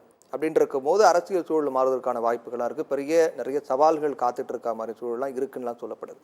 இப்போ கூட்டணி கணக்குகள் மாறுவதற்கான வாய்ப்பு இருக்குமா அப்படின்னு பேசும்போது தொடர்ந்து பாஜகவோட ஒரு இணக்கமான போக்கை கடைபிடிக்கிறத திமுக அப்படிங்கிற மாதிரி கேள்விக்குறியோட தான் கடந்த கால நிகழ்வுகள்லாம் வந்துகிட்டு இருக்கு. ஸோ இந்த நிகழ்வாகட்டும், இந்த நாணயம் வெளியிடக்கூடிய நிகழ்வாகட்டும், ராஜ்நாத் சிங் வராரு, ராகுல் காந்திக்கு அழைப்பில்லைன்னு ஜெயக்குமார் சொல்றாரு. ஏன் ராகுல் காந்தி அழைக்கல அப்படிங்கிற மாதிரி கேட்குறாரு. அப்போ பாஜகவோட திமுக தான் உறவுல இருக்காங்கன்ற மாதிரி சொல்றாரு. இல்லை, இப்போது ஜெயக்குமார் சொன்னாலும் சரி, அக்னீஸ்வரன் சொன்னாலும் சரி, தூத்துக்குடி செல்வம் சொன்னாலும் சரி, அதாவது தலைவர் கலைஞர் யாருன்றது எப்படின்னா, எம்ஜிஆர் பொருளாளராக இருக்கும்போது எம்ஜிஆருக்கு தலைவராக இருந்தவர் தலைவர் கலைஞர் அவர்கள். அவருக்கு ஒரு நாணயம் வெளியிடுறதை வந்து அதிமுக மனதார வரவேற்கணும். அந்த பெருந்தன்மை இல்லை, உங்களுக்கு அந்த சிறுமை தான் இருக்குதுன்னா நீங்கள் என்ன பேசணும்னா ஒதுங்கி போகணும். அதை விட்டுட்டு இதுக்கு ஒரு கதை கட்டி இல்லை, நீங்களே சொல்றீங்க மறைந்த முன்னாள் முதல்வர் திரு கருணாநிதிங்கிறது ஒரு பெரிய தலைவர். அவருக்கான ஒரு நாணயம் வெளியிடு, அவருடைய உருவம் பொறித்த நாணயம் வெளியிடக்கூடிய நிகழ்ச்சியில் ராகுல் காந்திக்கு அழைப்பு இல்லைங்கிறது ஒரு சாதாரண எல்லாருக்கும் எழக்கூடிய கேள்வி தானே. அழைப்பு இல்லைன்னு ராகுல் காந்தி சொன்னாரா? அழைச்சிங்களா? இல்ல, ராகுல் காந்தி சொன்னாரான்னு கேட்குறேன். நீங்க இல்ல, நீங்களே அப்படி ஒரு கதை கட்டுறீங்க சார். முதல் ஒரு விஷயம், ஜெயக்குமாருக்கு வந்து மைக்கை பார்த்த உடனே பேசணுன்ற எண்ணம் வந்துறதுனால அவர் என்ன பேசணுன்றதை மறந்துடுற. அதனால தான் சொல்றேன், உங்க தலைவருக்கு அவர் எங்களுக்கு தலைவர். உங்க தலைவருக்கே தலைவராக இருந்தவருக்கு ஒரு நாணயம் வெளியிடுறத பெருந்தன்மையோட ஏத்துக்கணும் முதல்ல. ரெண்டாவது வந்து அண்ணன் சொன்னார் வந்து மாநில உரிமைன்னு. சார் தயவு செஞ்சு, ஆளுநர் பன்வாரிலால் புரோஹித்னு ஒருத்தர் இருந்தார் சார். ஆளுங்கட்சியா அதிமுக இருந்தது சார். அன்னைக்கு நான் துறை ரீதியா போய் பார்க்க போறேன் அப்படின்னு சொல்லும் போது கருப்பு கொடி காட்டினது அதிமுகவா திமுகவா சார்? யார் சார்? எதிர்கட்சியா இருந்து எங்களுடைய கடமையை செய்தது நாங்க. நீங்க அந்த மாதிரி ஏதாவது ஒரு நாள் ஆளுநரையோ மோடியையோ எதிர்த்து கருப்பு கொடி காட்டியிருப்பீங்களா? காட்டல. அவங்க நாங்க சொல்ற விஷயம் இதுதான், எதிர்கட்சி வேலையை செய்யல, ஆளுங்கட்சியான வேலையும் தர்மபுரத்துல கருப்பு கொடி காட்டினதுக்கு கேட்டேன். சொல்லுவார். ஒவ்வொன்றும் தானே சொல்ல முடியும். நாணயத்துக்கு சொல்லியாச்சு, கருப்பு கொடி கேட்குறீங்க, கருப்பு கொடிக்கு சொல்லியாச்சு. அதே மாதிரி அண்ணன் தூத்துக்குடி செல்வம் என்ன சொன்னாரு, நாங்க மாற்றாந்தாய் மனப்பான்மையெல்லாம் பார்க்கல, எல்லா மாநிலத்தையும் சரிசமமா தான் பார்க்குறோம் அப்படின்னு சொன்னாரு. உத்தரப்பிரதேசத்துக்கு ரயில்வே டிபார்ட்மெண்ட்டுக்கு ஒதுங்கின நிதி 19,849 கோடி, மகாராஷ்டிராவுக்கு 15,940 கோடி, மத்திய பிரதேசத்துக்கு 14,738 கோடி. இப்படியே போனீங்கன்னா 14வது இடத்துல தான் தமிழ்நாடு இருக்கு. சரிங்களா? மக்களுக்கு போன சார். அதாவது ஏற்கனவே இடைக்கால பட்ஜெட்ல திண்டிவனம் செஞ்சி திருவண்ணாமலைக்கு நிதி ஒதுக்குந்து 100 கோடி. இப்ப எவ்வளவு தெரியுமா கொடுத்துருக்காங்க? ரூபாய் 1000 மொய் வைக்கிற மாதிரி. அதே மாதிரி அத்திப்பட்டு புத்தூருக்கு 50 கோடி இடைக்கால பட்ஜெட்ல. இப்ப ஒதுக்கின நிதி வெறும் ரூபாய் 1000. அதே மாதிரி 350 கோடி திண்டிவனம் நகிரிக்கு. வெறும் 1000. இந்த மொய் வைப்பாங்கல்ல கல்யாணத்துக்கு எல்லாம் போனீங்கன்னா, அந்த மாதிரி வெறும் 1000. எங்க கிட்ட இருந்து எவ்வளவு, எங்களுடைய வரி பணத்தை எங்க கிட்ட இருந்து வாங்கிட்டு ஒவ்வொரு திட்டத்துக்கு பாருங்க. இடைக்கால பட்ஜெட்ல தேர்தலுக்கு முன்னாடி ஒரு இடைக்கால பட்ஜெட் வாசிச்சதுல திண்டிவன நகரிக்கு 350 கோடி ஒதுக்குறாங்க. இல்ல, அதெல்லாம் பொது பட்ஜெட் அதிகமா இருக்கு, மக்கள் அது அதிகமா இருக்குன்னு செல்வம் சார் சொல்றாரு. அதெல்லாம் கேட்டதுக்கு வந்து டைம்ஸ் ஆஃப் இந்தியால வந்ததை வச்சிருக்கேன். இல்ல, நீங்க சொன்ன டேட்டா நான் பொய்ன்னு சொல்லல, அது மறுக்கல, உண்மைதான். அதெல்லாம் கடந்து பாஜகவுக்கு தமிழகத்துல வாக்கு வங்கி நீங்க சொல்ற அதே தமிழகத்துல தான். இப்ப தமிழகத்து நிதி ஒதுக்கலன்னு சொல்றீங்க, அதே தமிழக மக்கள் தான் பாஜகவுக்கு வந்து ஓட்டு போட்டிருக்காங்க. சரி, வாக்கு வங்கி அதிகமா இருக்குன்னு அவர் சொல்றாரு. 1971 கதையை ஒண்ணு சொன்னாரு. இப்ப 2ஆ பிரிஞ்சிருந்தது. அப்போ ஒரு தேர்தல் வந்தது, அதுல காங்கிரஸுக்கு இவ்வளவு, திமுக இவ்வளவுன்னு சொன்னாரு. இப்ப நான் கேக்குறேன், இந்த தேர்தலில் 18% நீங்க சொல்றீங்கல்ல, அப்ப அதிமுக ஓட்டெல்லாம் உங்ககிட்ட வந்து தான் நீங்க அந்த 18% காட்டுறீங்க இல்லைன்னா? ஒரு நிமிஷம் சார், அவசரப்படாதீங்க இருங்களா. அப்போ அதிமுக ஓட்டெல்லாம் நீங்க வாங்கிட்டீங்க அப்படின்னு சொல்ல வரீங்களா? என்ன சொல்ல வரீங்க? முடிக்கல. நீங்க இந்த 18% மொத்தமா நின்னது மொத்தம் எத்தனை தொகுதி? மொத்தமா இருக்கிறதே 40 கேண்டிடேட். ஒரு எம்எல்ஏவே தூக்கின்னு போயிட்டு கேண்டிடேட்டா போடுறீங்க. இன்னொரு ஆளுநரை இறக்கிட்டு வந்து பதவி ராஜினாமா செய்ய வச்சு அவங்கள தூக்கி போய் கேண்டிடேட்டா போடுறீங்க. இவங்க வாங்கின ஓட்டெல்லாம் மொத்தம் உங்க ஓட்டு நீங்க சொல்ல போறீங்களா? நீங்க ஜான் பாண்டியா வாங்கின ஓட்டு, இப்படி தலைவர்கள் வாங்கின ஓட்டெல்லாம் நீங்க உங்க ஓட்டுன்னு சொல்லுவீங்களா? நாளைக்கு அவங்க உங்க கூட்டணியில இருப்பாங்கிறது கேரண்டி இருக்கா? நாளைக்கு மாறி போயிட்டாங்கன்னா உங்களுக்கு ஓட்டு குறைஞ்சிருமா குறையாதா? நீங்க தெளிவா பேசணும். அதாவது அண்ணாமலை தான் ஊரே ஏமாத்துற மாதிரி எல்லாரும் அதை நம்பினீங்கன்னா 2% கீழே போயிடுவீங்க. தெளிவா சொல்றேன். யாரு? நீங்க இந்த தேர்தல் ரிசல்ட்ட 2019 இந்த 21 நாடாளுமன்ற தேர்தலை முடிவு பண்ணீங்கன்னு வச்சீங்களா, நீங்க கண்ணுக்கு தெரிஞ்சு 26ல தோத்துருவீங்க. 2% ஆயிடுவீங்க. சரிங்களா? திரும்ப ஆனா இருந்தா 40 தொகுதியில நீங்க கூட்டணியில எத்தனை பேர் நிக்க வச்சீங்க? நீங்க அமமுக வாங்கின ஓட்டு, நான் ஓபன் சொல்லுவாங்க ஓட்டு, இதெல்லாம் நீங்க உங்க ஓட்டு நீங்க அதை வச்சு ஏமாத்திட்டீங்க உங்க தலைமைய. அதை தயவு செஞ்சு தூத்துக்குடி செல்வான்னு நம்ப கூடாது. அதெல்லாம் பொய். இதே ஓட்டு 26 வருமானா வராது. 24 நாடாளுமன்றத்துல வாங்கின ஓட்டு திரும்ப உங்களுக்கு வராது. அதுல வந்து தெளிவாயிடுங்க. சரிங்களா? அதுக்கப்புறம் நிறைய அரசியல் மாற்றம் நீங்களே ஒத்துக்கிறீங்க. ஆனா என்ன நடந்தாலும் ஒன்னே ஒண்ணுதான் சார், இந்த 3 வருஷம் முடிஞ்சு 4வது வருஷத்துல இருக்கும். எங்களுடைய சாதனைக்கு எங்க மக்கள் ஓட்டு போடுவாங்க சார். தொடர் வெற்றியை கொடுக்குறாங்கனாலே நீங்க ஒரு விஷயம் புரிஞ்சுக்கணும். 100% வெற்றி. திரும்பவும் நான் சொல்றேன், 1-2 கிடையாது, 100% வெற்றியை கொடுக்குறாங்கனாலே மக்கள் யார் தெளிவா புரிஞ்சுக்கணும். ரெண்டாவது, ஆனா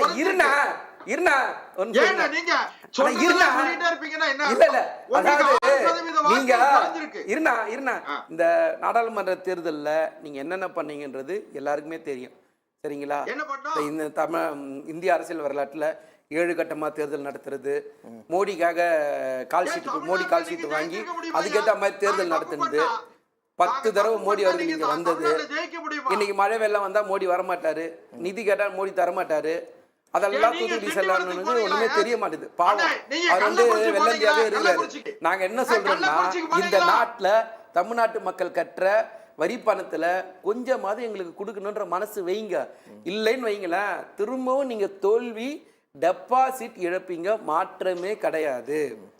சரிங்களா? இந்த பக்கம் பாமக முதல்ல வச்சுக்கிட்டு வட மாவட்டத்துல வாங்கின ஓட்டு, அந்த பக்கம் டிடிவி தினகரன் ஓபிஎஸ் வச்சுக்கிட்டு அதுல வாங்கின ஓட்டு, தென் மாவட்டங்களை வாங்கின ஓட்டு, இதெல்லாம் உங்க ஓட்டு நீங்க நம்பினீங்கன்னா அதுக்கு நாங்க பொறுப்பு இல்லை.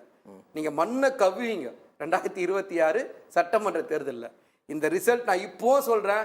இதே மாதிரி விவாதத்தில் நம்ம முன்னாடி உட்காந்துருக்கோம், பேசியிருக்கோம். இன்னைக்கு வேணா நோட் பண்ணிங்க, இந்த ஓட்டை விட பிஜேபி ஓட்டு குறலின்னா என்ன கேளுங்க. வரக்கூடிய 2026 சட்டமன்ற தேர்தலில் பாஜக மண்ணை கவுன்றீங்க. நிச்சயமா கவு. ஒண்ணு கூட ஜெயிக்க முடியாது. அதிமுக தயவுல 4 எம்எல்ஏ ஆயிட்டீங்க 21 சட்டமன்ற தேர்தலில். 26ல நீங்க அந்த மாதிரி தனியா வந்தீங்கன்னா அது கூட ஜெயிக்க முடியாது. ஒரு சீட் ஜெயிக்க மாட்டீங்க தமிழ்நாட்டுல. தமிழ்நாட்டு மக்களை நீங்க சாதாரணமா நினைக்காதீங்க சார். ரொம்ப தெளிவான இந்த இந்திய அரசியல்லையே, இந்த நாட்டில் இருக்க 140 கோடி மக்கள்லயே தமிழ்நாட்டு மக்கள் ரொம்ப தெளிவானவங்க. சாமி வருதா, அத்திவரதர் வராரா, 10 லட்சம் பேரும் போய் பார்ப்பாங்க. ஆனா அதுல இருக்கிற 10 பேரோட உங்களை ஓட்டு போட மாட்டாங்க. அதான் தமிழ்நாட்டு மக்கள். அங்க நேரா சாமியை கும்பிட்டுட்டு இங்க வந்து நேரா பெரியார பார்ப்பாங்க. இதுதான் தமிழ்நாடு அரசியல், தமிழ்நாட்டு மண்ணு. ஏன் உங்களுக்கு ஓட்டு போட மாட்டாங்க? இதான் நீங்க வந்து வேற ஒரு சில காரணங்களால நீங்க வாங்குற ஓட்டெல்லாம் உங்க ஓட்டு நீங்க நம்பினீங்கன்னா 26ல மண்ணை கவிங்க. இந்த 24 ரிசல்ட் உங்களுக்கு மிகப்பெரிய பாடத்தை கத்து கொடுத்துருக்கு. இன்னைக்கு நீங்க வெளிப்படையா சிந்திச்சு பாருங்க. நாடாளுமன்றத்துல முத தடவை மோடி அவர்கள் ஆட்சிக்கு வந்து 10 வருஷம் முடிஞ்சிச்சு, 11வது வருஷம் ஒரு பில்லு ஜேபிசிக்கு அனுப்புறாங்கனாலே நீங்க தெளிவா பார்க்கலாம் அப்ப எந்த அளவுக்கு மோடி அவர்கள் வீக் ஆயிட்டாருன்றது. நீங்க அந்த வீக்கான பாடி பில்டரான மோடியை வச்சே உங்களால ஒன்றும் பண்ண முடியல. வீக்கான மோடியை வச்சு என்ன பண்றது? ஒன்றும் பண்ண முடியாது. நீங்க மோடியை பேர் சொல்லல எங்க ஓட்டே கேட்க முடியாது சார். தயவு செஞ்சு யதார்த்தமான உண்மை தான். நீங்க காலம் மாறி போச்சு. இன்னைக்கு எல்லாருக்கும் எல்லாம் தெரியுது. நீங்க எந்த அளவுக்கு எங்களை வஞ்சிக்கிறீங்கன்றது எல்லாருக்கும் தெரியுது. அதான் சொன்ன ரயில்வே திட்டங்கள். நீங்க இந்த மோடி வந்ததுக்கு அப்புறம் நீங்க பல்வேறு வகையில மொழி அழிப்பு, மக்கள் பாதிப்பு, நீங்க எந்த இடத்துக்கு நிதி கொடுக்கறது கிடையாது. எந்த ஒரு பிரச்சனைனாலும் இந்த நாட்டுல நான் திரும்ப சொல்றேன், மணிப்பூரா இருந்தாலும் கவலைப்படுறது கிடையாது, வயநாடா இருந்தாலும் கவலைப்படுறது கிடையாது. நீங்க வயநாடுன்னு பேசும்போது கடந்த முறை இதே கேரளால வெள்ளம் வரும்போது, புயல் வரும்போது ஒன்றிய அரசாங்கம் ராணுவ விமானத்துக்கு கட்டண வசூல் பண்ணிச்சா பண்ணலையா? கேட்டாங்களா கேட்கலையா? அதை சிஎம் பேசினாரா இல்லையா? கேரளா சிஎம். இவ்வளவுதான் உங்க நிலைமை. அதனால நீங்க மக்களுக்காக இங்க ஆட்சி நடத்தலாம் சொல்லாதீங்க. உங்களுடைய நண்பர் அதானிக்கும் அம்பானிக்கும் 630வது பணக்காரனான அதானியை கூட்டின்னு நம்பர் 3வது பணக்காரனை ஆக்குனது மட்டும்தான் உங்களுடைய சாதனை தவிர வேற எந்த சாதனையும் நீங்க செய்யல. நீங்க மக்கள் கிட்ட போங்க, நீங்க வாங்க, சட்டமன்ற தேர்தலுக்கு நீங்க வருவீங்கல்ல, வாங்க, எங்க மக்கள் யாருன்னு அப்ப பாப்பீங்க. சரி, ஓகே. வெளிப்படையா நான் தெளிவா சொல்றேன், வெளிப்படையா தமிழ்நாட்டு மக்கள் வேற மாதிரியான மக்கள். செல்வன் சார் சொல்லுங்க சார், எது சொல்றீங்க சொல்லுங்க. அதாவது கொஞ்சம் சத்தமா பேச. தம்பி மதிவாணன் பகல் கனவு கண்டுகிட்ட படுக்கையில் படுத்துக்கொண்டு பகல் கனவு காண்டு திடீர்னு பிறண்டு விவரம்லாம் கீழே விட்டாருன்னு எலும்பு பொறிஞ்சு போயிடும். அந்த அளவுக்கு ரொம்ப பாதுகாப்பா இருங்க. நீங்க ரொம்ப பகல் கனவு காணாதீங்க. கேள்விக்கு பதில் என்ன? அவ்வளவுதான். அதாவது இந்த விஷயம் என்ன கேட்டீங்கன்னா, தமிழ்நாட்டினுடைய மக்களை பாதுகாப்பதற்கு மத்திய இவங்கள மாதிரி தமிழ்நாடு என்கிற குறுகிய பார்வை எங்களுக்கு கிடையாது. அது தமிழ்நாடு இல்ல, இவங்க மாதிரி திராவிட மாடல் சொல்லி இல்லாத மாடலை சொல்லி ஏமாற்றுகிற வழக்கு எங்களுக்கு இல்லை. எங்களை பொறுத்தவரையில் 140 கோடி மக்களை கொண்டு பறந்துபட்ட பாரத நாடு எங்கள் நாடு. பாரத நாடு பழம்பெரும் நாடு.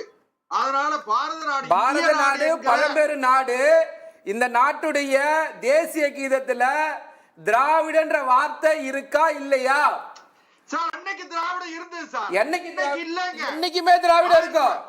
ஆரியன் ஒன்னு இருக்கிற வரைக்கும் திராவிடன் ஒன்னு இருக்கும். ஒரு விஷயத்தை தெரிஞ்சு புரிஞ்சுங்க. அதனாலதான் தந்தை பெரியார் அவர்கள் தெளிவா சொல்றாரு, யாரெல்லாம் பாதிக்கப்பட்டவங்க, யாரெல்லாம் ஒடுக்கப்பட்டவங்க இருக்காங்களோ அவங்க எல்லாமே திராவிட அப்படின்ற வார்த்தையை பயன்படுத்துறாங்க. உங்களுடைய ஆதிக்க சக்தி மனப்பான்மை இருக்குல்ல, அதுதான் பிரச்சனை இங்க. நீங்க மோடிக்கு முன்னாடி இந்த நாடு எப்படி இருந்தது, என்ன வளர்ச்சி அடைஞ்சது, இன்னைக்கு எல்லா துறையிலயும் வளர்ச்சியே இல்ல. முடிங்க சார், நேரம் குறைவா இருக்கு. நீங்க பேசி முடிங்க சார். செல்வன் சார் சொல்லுங்க. அதாவது ஒரு காலத்துல இவங்க என்ன நினைப்பாங்கன்னா, பேரறிஞர் அண்ணாவே கூட ராஜாஜி அது ஆரியம் ஆரியம் ஆரியம் சொல்லிட்டு இருக்காங்களா, அவரு ராஜாஜியோட சுதந்திரா கட்சியோட சேர்ந்துதான் 67 ஆட்சியை பிடிச்சாங்க. அன்னைக்கு பெருந்தலைவர் காமராஜரையே தோக்கடிச்சாங்க. அதனால இவங்க தேவைப்பட்டா யாரோடையும் வேணாலும் செய்வாங்க சார். இதனால இவங்களெல்லாம் ஒரு பொருட்படுத்த வேண்டியதில்லை. மக்கள் இவர்களே அடையாளம் கண்டு கொண்டிருக்கிறார்கள், ஒரு மாற்றை எதிர்பார்த்துக்கிட்டு இருக்காங்க. அதனாலதான் 40க்கு 40 நாங்க ஜெயிக்கிறோம், 100% வெற்றியை நாங்க அடைகிறோம். கேளுங்க, நான் இன்னொரு வலுவான கூட்டணி எங்கிட்ட இருந்திருக்கும்னா நீங்க ஒண்ணு இல்லாம போயிருப்பீங்க. வலுவான கூட்டணி கொஞ்சம் சொல்லுங்க. அது இன்னொரு வலுவான கூட்டணி சொன்னீங்கல்ல, அது எந்த வலுவான கூட்டணி, யார சொல்றீங்க நீங்க? காலம் பாருங்க, சீக்கிரம் பாருங்க. 2026ல திமுக ஆட்சிக்கு மக்கள் தகுந்த பதிலடி கொடுப்பாங்க. இன்னும் 2026ல நாங்க திரும்ப ஆட்சிக்கு வரணும். அது உங்க நான் வரக்கூடாதுங்கிறது ஏன் ஆசை, உங்க விருப்பம். நான் ஒண்ணு கேளுங்க, அதாவது கொஞ்சம் பேரத்தை குறிக்கிடாதீங்க. அதாவது விஷயம் என்னன்னு கேட்டீங்கன்னா, மக்கள் இன்றைக்கு இந்தியாவில் ஊழல் இல்லாத அரசு வேண்டும். அதாவது மக்கள் அனைவரும் விரும்பக்கூடிய எல்லோருக்கும் பொதுவான ஒரு அரசு வேண்டும் என்று மக்கள் விரும்புகிறார்கள். அதனாலதான் மரியாதைக்குரிய பாரத பிரதமர் நரேந்திர மோடி அவர்கள் 3வது முறையும் பண்டித நேருவிற்கு பிறகு 3வது முறையும் பெரும்பான்மை இல்லையே, சார் 240 யார்கிட்ட இருக்கு? உங்க எல்லாத்தையும் சேர்ந்து 233 தான் இருக்கு. நீங்க சொன்ன மாதிரி ஒரு ஊழலற்ற ஆட்சி வேணும், ஊழல் இல்லாத ஒரு நாடா இந்தியானாக இருக்கணும் அப்படின்னா, அப்படிங்கிற அடிப்படையில தான் பாஜக 3வது முறையாக வந்திருக்கு. அப்படின்னா பெரும்பான்மை அடிப்படையில் வந்திருக்கணும்ல, பெரும்பான்மை கிடைச்சிருக்கணும்ல. பெரும்பான்மை கிடைக்கலையே. 240 யார்கிட்ட இருக்கு சார்? 240 யார்கிட்ட இருக்கு? அவங்க எல்லாத்தையும் சேர்ந்து கட்சிகளோட இருக்கு, கூட்டணி கட்சிகளோட இருக்கு.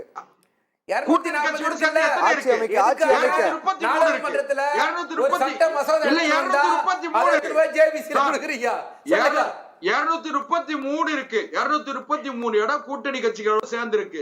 240 இடம் எங்கிட்ட இருக்கு.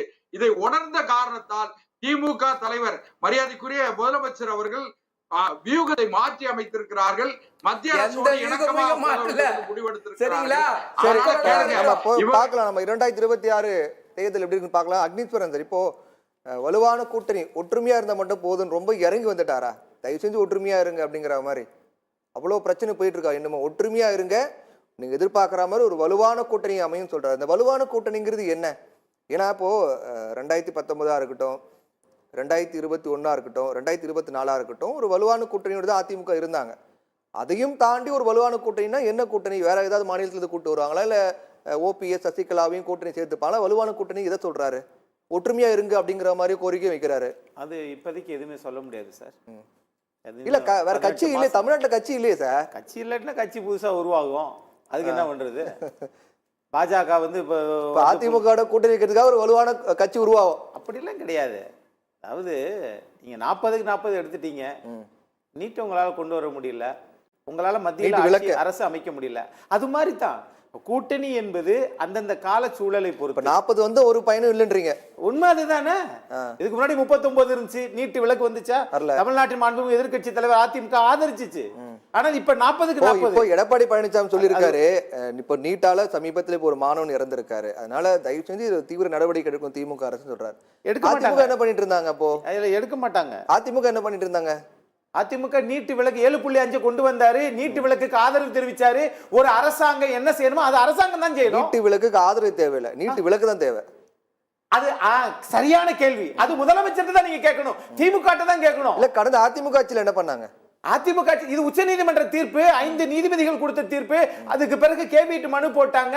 அந்த கேவிட் மனுவை ரிவோக் பண்ணி எங்களுக்கு உடனடியாக 11 நீதிபதிகள் போட்டது கொண்டு வரும்போது இது என்ன அர்ஜென்சியோ அப்படின்னு கேட்டு தள்ளுபடி பண்ணாங்க சார். அது கடந்த கால வரலாறு. இப்ப நாங்க வந்துடுறேன். இப்ப நண்பர் பேசும்போது சொன்னாரு, இதை வந்து இது சரியா இருக்கா இல்லையான்றத நம்முடைய தூத்துக்குடி செல்வம் சரி பண்ணுவாரு. புரட்சி தலைவர் எம்ஜிஆர், அவருக்கு தலைவர் பெருந்தலைவர் காமராஜர் தான். திராவிட இயக்கத்துல சேர்ந்ததுக்கு பிறகு இறுதி வரை பேரறிஞர் அண்ணா தான் அவருக்கு தலைவர். அதோட நான் நிப்பாட்டிக்கிறேன். அதுக்கு பிறகு கேட்டீங்கன்னா திமுக கலைஞர் இருக்கும்போது அதனால கட்சியை விட்டு தூக்கி போட்டாரு. இருந்தாரா இல்லையா? அதனால கட்சியை விட்டு தூக்கி போட்டாரு. அதனால கட்சியை விட்டு தூக்கி போட்டாரு. இப்போ நான் ஒரு நிமிஷம் கருணாநிதி தலைவரா இருக்கும்போது இருந்தாரான்னு கேக்குறாங்க. நாங்களும் சொல்றோம், திமுக தலைவராக கருணாநிதி இருக்கும்போது எம்ஜிஆர் கருணாநிதி அவராக சூழ்ச்சி செய்து மாற்றிக் கொண்டார். இருந்தாரு, அவராக சூழ்ச்சி செய்து மாற்றிக் கொண்டார். பொதுச் செயலாளர் பதவிதான், பொதுச் செயலாளர் பதவிதான். இது கருணாநிதி அவர்கள் செய்த சூழ்ச்சி. எம்ஜிஆர் தலைவர் பதவியே கிடையாது திமுக. தலைவர் கலைஞர் தலைவரா இது அண்ணன் சொல்லட்டும். பல முறை பொதுச் செயலாளர் பதவிதான். கருணாநிதி செய்த சூழ்ச்சியால் தலைவராக இவரே மகுடம் சூட்டிக் கொண்டார். நல்லா புரிஞ்சுங்க. எம்ஜிஆர் பொருளாளரா இருக்கும்போது திமுகவுக்கு யார் தலைவர்? யார் தலைவர்? இவராக உருவாக்கி கொண்டது சார். பொதுச் செயலாளர் பதவி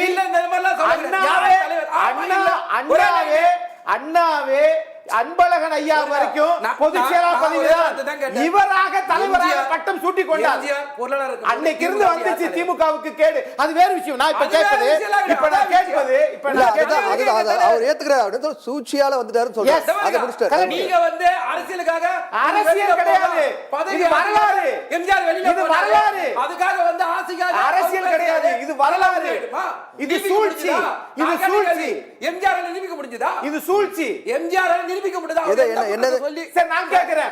ஒரு கட்சியில பொதுச் செயலாளரும் தலைவரும், அப்ப பொதுச் செயலாளரும் தலைவர் ஒரு கட்சியில தமிழ்நாட்டுல எந்த கட்சி ஒரு குற்றச்சாட்டு பொதுச் செயலாளர் எதை நிரூபிக்க முடியுதான்னு கேக்குறீங்க? அதாவது எதை நிரூபிக்க முடிஞ்சதான்னு கேக்குறீங்க? எம்ஜிஆர் இந்த கட்சி விட்டு வெளியில போனார் இல்ல, ஒரு காரணம் சொன்னார் இல்ல, அந்த காரணத்தை அவரால் நிரூபிக்க முடிஞ்சதா? இவ்வளவுதான் சிம்பிளான கேள்வி. அவருக்கு பதவி ஆசைக்காக போய் வெளியில கட்சி ஆரம்பிச்சார். அவரோட அந்த ஆசைக்கு நிறைவேற்றிக்கு தான் அவர் வெளியே போனாரே தவிர அதுக்கு எங்க மேல சேற்றவாரி வீசிட்டு போனாரே தவிர கலைஞர் அவர்களுக்கு பதவி ஆசையே இல்லைங்க கடைசி வரைக்கும். அவங்க யாருக்குமே இல்ல, யாருக்குமே இல்ல. அது விட்டுவோம். இப்ப மக்கள்கிட்ட சார் இப்ப நான் கேக்குது, ஊதுபத்தி உருட்டாங்களா உருட்டலையா? இல்ல இல்ல இல்ல இல்ல அதெல்லாம் நடக்கலையா? நீங்க தான் இப்ப தமிழக மக்களை உருட்டுன்னு உருட்டிட்டு இருக்கீங்க.